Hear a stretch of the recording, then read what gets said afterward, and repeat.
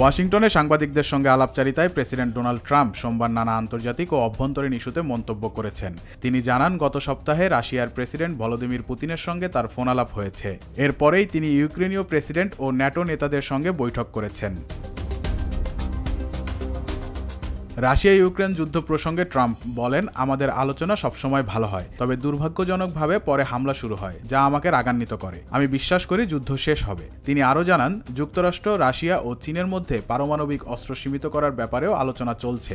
কেন পুতিন জেলেনস্কির সঙ্গে দেখা করছেন না, এমন এক প্রশ্নের উত্তরে ট্রাম্প বলেন, কারণ তিনি তাকে পছন্দ করেন না। আমিও এমন কারো সঙ্গে দেখা করি না যাকে আমি পছন্দ করি না।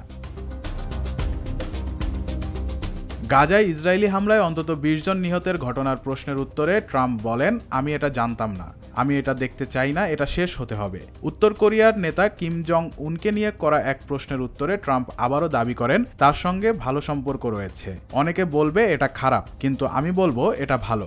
সবশেষে ট্রাম্প জানান, তিনি মূলত ওয়াশিংটন ডিসিতে অপরাধ নিয়ে আলোচনা করতে এসেছিলেন। এ সময় তিনি আইন প্রয়োগকারী সংস্থার কাজের প্রশংসা করেন।